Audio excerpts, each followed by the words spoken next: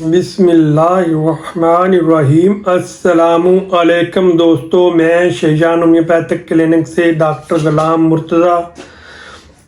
दोस्तों ईद कुर्बान की आमद है। मैं अपने तमाम व्यूवर्स को और तमाम फॉलोअर्स को और तमाम दोस्त अहबाब को और तमाम रिश्तेदारों को और अपने उस्ताद मोहतरम डॉक्टर सैयद मोहम्मद अब्दुल्ला ज़ैदी साहब को और उनकी पूरी फैमिली को और तमाम होम्योपैथिक डॉक्टर साहबान को और तमाम अहले इस्लाम को मैं अपनी तरफ से और शहजान होम्योपैथिक क्लिनिक की तरफ से ईद कुर्बान की बहुत बहुत मुबारक।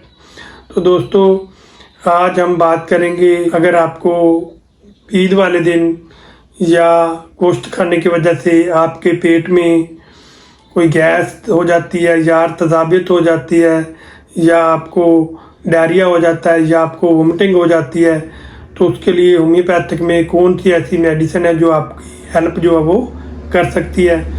आज की वीडियो में हम बात करेंगे ऐसे मरीज़ जो गुर्दे की बीमारियों में या दिल की बीमारियों में या ज़बतीस या जोड़ों की बीमारी में मुब्तला हैं, क्या वो गोश्त खा सकते हैं या खा सकते हैं तो कितनी मकदार में खा सकते हैं और किस वक्त खा सकते हैं और कैसे उनको गोश्त को पकवाना चाहिए और कैसे उसको स्टोर करना चाहिए। तो ये सब कुछ आज की वीडियो में हम जानेंगे। तो दोस्तों, मैं आपको मुबारकबाद देता हूँ जिनको अल्लाह ताला ने सलाहियत दी है कुर्बानी करने की और साहिब हैसियत है जो लोग कुर्बानी करते हैं। तो दोस्तों, सबसे पहले मैं आपसे रिक्वेस्ट करता हूँ कि जब आप जानवर कुर्बानी करेंगे तो आप गरीबों को इसके अंदर ज़रूर शामिल करें। आप अपने मोहल्ले में देखें, आप अपने हकूक़ में देखें और आप अपने इर्द गिर्द देखें, आप अपने आसपास देखें। जितने भी गरीब गुरबा लोग हैं जो गोश्त खाने की सलाहियत नहीं रखते और सारा दिन और सारा साल वो गोश्त नहीं खाते और ईद की ईद ही वो खाते हैं, क्योंकि गोश्त इतना महंगा है कि वो ख़रीद नहीं सकते। अगर आप 1 मन गंदम ले लें या 1 किलो गोश्त बकरे का ले लें तो एक बराबर है। तो जो गरीब गुरबा ख़ानदान है या गरीब गुरबा लोग हैं वो यही सोचते हैं कि अगर हम 1 किलो गोश्त लेंगे तो उसके हम एक मन गंदम ले लेंगे जिससे हमारे बच्चों का गुजारा हो जाएगा।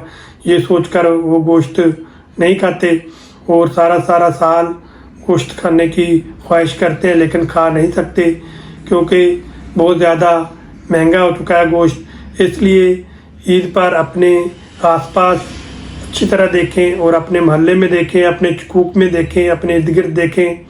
जितने भी गरीब गुरबा लोग हैं उनको उनका हिस्सा ज़रूर पहुँचाएँ। तो दोस्तों, अब चलते हैं असल वीडियो की तरफ के अगर आपको गोश्त को स्टोर करना है, किस तरीके से स्टोर करना है और आपने गोश्त को पकाना है, कैसे पकाना चाहिए और उसको कैसे आपने इस्तेमाल करना है जिससे आपको फ़ायदा हो ना कि नुकसान। तो दोस्तों, जब आपने कुर्बानी का जानवर करना है, वो भी किसी अच्छे और जो सही तरह से जानवर का करने का तरीका आता हो, जिसको अच्छा कसाब हो, जो बकरे करने का कारीगर हो या जानवर करने का कारीगर हो, उसका आप इंतखाब करें और उसको लेकर आएँ। या फिर अगर आप खुद कर सकते हैं तो क्या ही बात है, उसका तो और भी ज़्यादा सवाब है अगर आप खुद करेंगे।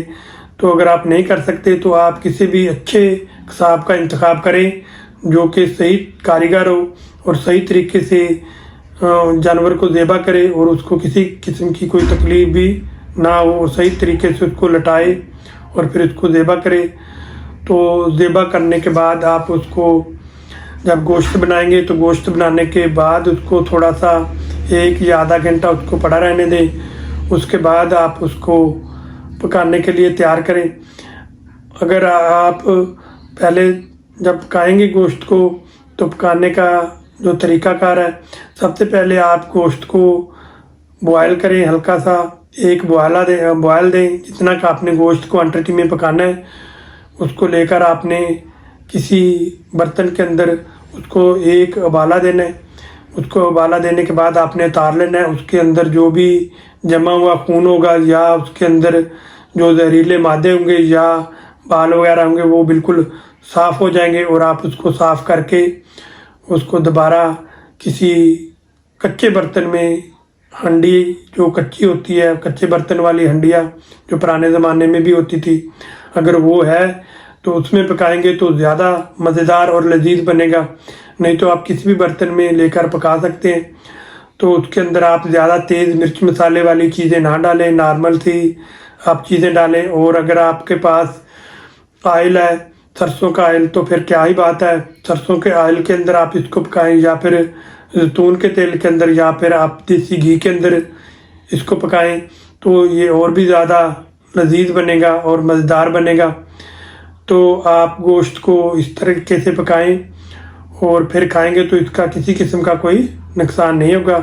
और अगर आपने फ्रिज में स्टोर करना है तो स्टोर करने के लिए भी आपने इसको धोना नहीं है, ठंडे पानी से आप बगैर धोए इसको आपने स्टोर करना है। और फ्रिज के अंदर आपने ऐसी जगह पे गोश्त को स्टोर करना है यहाँ पे किसी दूसरे किस्म की सब्जियाँ वगैरह या खाने पीने की अशिया या फल वगैरह या खाने पीने की जो अशियाँ वो फ्रिज में पड़ी हैं, और आपने गोश्त जो है इस जगह पे रखना है जहाँ पे उसका जो गोश्त का पानी है या उसका रस जो वो निकलेगा वो उन चीज़ों के ऊपर ना पड़े जो खाने वाली चीज़ें आपने फ्रिज में रखी हैं।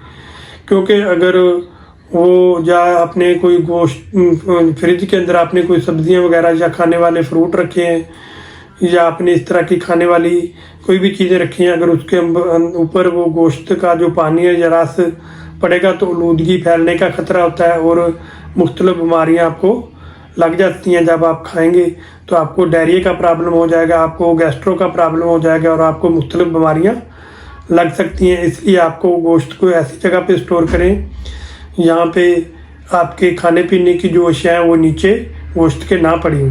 तो गोश्त को आप कम से कम स्टोर करें, कम से कम 1 या 2 दिन से ज़्यादा आप गोश्त को ज़्यादा स्टोर ना करें। जितना आप ज़्यादा उसको स्टोर करेंगे उसकी ग़िज़ाइयत में उतनी कमी आती जाएगी और आपको उसका फ़ायदा भी कम होगा। और अगर आप ज़्यादा स्टोर करेंगे 8 से 10 दिन तक तो उसके अंदर बहुत सारे बैक्टीरिया पैदा होना शुरू हो जाते हैं। तो जो फिर जब आप पकाएंगे तो उससे आपका पेट ख़राब होगा, आपको गैस होगी और तज़ाबित होगी और डायरिया होगा और उल्टियाँ लग जाएंगी। इस तरह के बहुत सारे मसाइल का सामना करना पड़ेगा। इसलिए आप जितना हो सके गोश्त को कम से कम स्टोर करें और कोशिश करें कि जल्द से जल्द उसको पकाकर खा लें। तो दोस्तों गोश्त जो होता है ग़िज़ाइयत से भरपूर होता है और इसके अंदर बहुत सारे आयरन जो होते हैं, आयरन पाया जाता है, इसके अंदर कैल्शियम पाया जाता है, प्रोटीन पाई जाती है और जिंक और सेलेनियम इसके अंदर पाया जाता है और काफ़ी मकदार में प्रोटीन जो है इसके अंदर मौजूद होती है। प्रोटीन जो हमारी बॉडी के स्ट्रक्चर को बेहतर बनाती है और कैल्शियम जो होता है हमारी हड्डियों को मजबूत बनाता है और प्रोटीन हमारी मसल्स को एक्टिव करती है और मसल्स को ग़िज़ाइयत से भरपूर बनाती है। तो जिससे हमारा बॉडी जो है वो ग्रोथ करती है और हमारी क़ुव्वत मुदाफ़त को प्रोटीन अप करती है और क़ुव्वत मुदाफ़त को बढ़ाती है, जिससे हमारी मुख्तलिफ़ किस्म की जो वबाई बीमारियाँ वो हमारी बॉडी के ऊपर असरअंदाज नहीं होती, जिससे हमारी बॉडी जो है वो ग्रोथ करती है और एक्टिव होती है। तो दोस्तों उसके अलावा जिंक काफ़ी मकदार में मौजूद होता है। जिंक जो होता है वो हमारे निज़ाम हाज़मा के ऊपर असरअंदाज होता है, जिससे हमारे निज़ाम हाज़मा जो है उसको बेहतर बनाता है। तो हमारे जो हज़म करने का निज़ाम है वो जिंक की वजह से बेहतर होता है। उसके अलावा इसके अंदर सेलेनियम काफ़ी मकदार में मौजूद होता है। सेलेनियम जो होता है वो भी हमारी बॉडी के अंदर जो जहरीले मादे होते हैं उनको निकालने के काम आता है। और उसके अलावा हमारे सेक्स हार्मोन जो उसको बढ़ाने के लिए सेलेनियम और जिंक जो है बहुत ही अच्छा स्ट्रक्चर है। उसके अलावा जो आयरन काफ़ी मकदार में मौजूद होता है, जिससे हमारी जो हीमोग्लोबिन या खून की कमी है उसको पूरा करने में अहम किरदार अदा करता है। तो गोश्त एक ग़िज़ाइयत से भरपूर होता है और ग़िज़ाओं का सरदार जो है वो गोश्त होता है। इसलिए आप गोश्त का लाजमी इस्तेमाल करें। जो दिल के मरीज़ हैं या गुर्दों के मरीज़ हैं या ज़बरदस्त के मरीज़ हैं या जिनको जोड़ों का दर्द है वो भी गोश्त खा सकते हैं। एक लिमिट में अगर आप खाएंगे, मुनासिब मकदार में अगर आप गोश्त का इस्तेमाल करेंगे तो आपको किसी किस्म का कोई नुकसान नहीं होगा। और एक दिन में आप तकरीबन अगर बैल का गोश्त है या गाय का गोश्त है या तो आप उसको एक दिन में अगर आपका वज़न 80 किलो है तो आप 70 ग्राम गोश्त जो है एक दिन में आप खा सकते हैं। तो इसका कोई नुकसान नहीं है। अगर बकरे का खाना चाहें तो आप 100 ग्राम भी खा सकते हैं एक दिन के अंदर।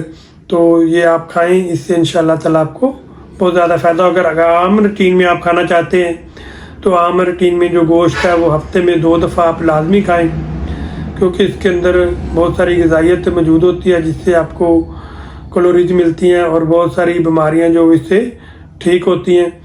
तो दोस्तों आप हफ्ते में 2 दफ़ा गोश्त का इस्तेमाल लाजमी करें, तो इससे इंशाल्लाह ताला आपको बहुत ज़्यादा फ़वायद होंगे।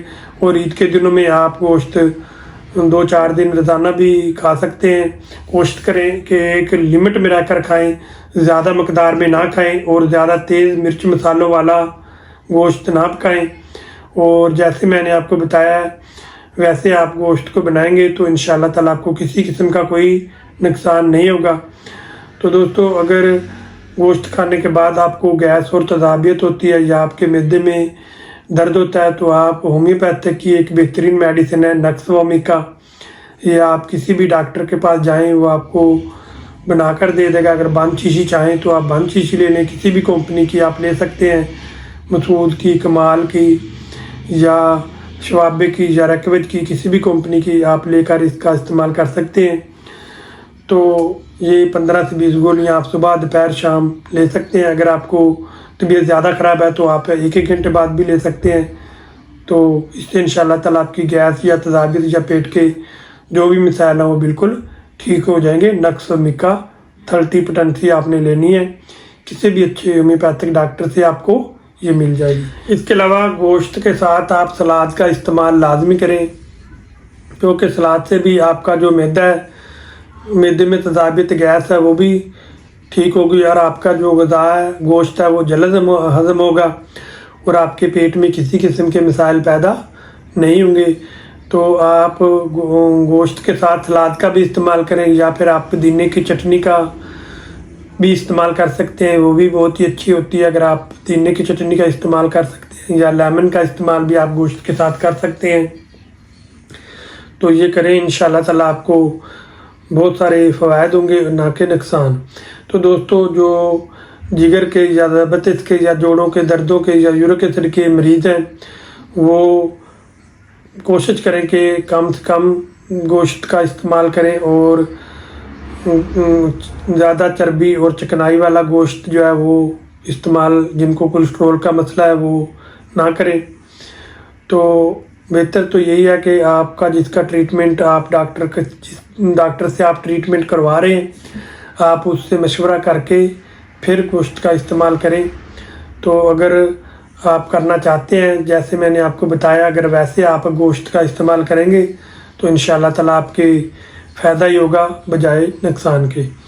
तो दोस्तों मैं उम्मीद करता हूँ कि आपको मेरी वीडियो में दी गई मालूमात आपको अच्छी लगी होंगी। अगर अच्छी लगी हैं तो आप मेरी वीडियो को लाइक और शेयर करें और इस तरह की मज़ीद वीडियो देखने के लिए आप मेरे यूट्यूब चैनल को सब्सक्राइब करें और बेल का बटन ज़रूर दबाएं ताकि हर नई आने वाली मालूमात आपको मिल सके और आप उससे फ़ायदा उठा सकें। अगर आप कोई मशवरा करना चाहते हैं या कुछ पूछना चाहते हैं तो आप कमेंट में जाकर या मेरे व्हाट्सएप नंबर पर आकर अभी आप पूछ सकते हैं। तो मैं कोशिश करूँगा कि आपके सवाल का जवाब जल्द से जल्द दूँ। तो दोस्तों आप मिलेंगे नेक्स्ट वीडियो के साथ अच्छी बातों के साथ। तो दुआ में मुझे याद रखिएगा और ईद के मौके पर भी मुझे याद रखिएगा। अल्लाह ताला आपको इसी तरह हंसते मुस्कराते रखे और आपको इस तरह की हज़ारों ईदें देखनी नसीब करे।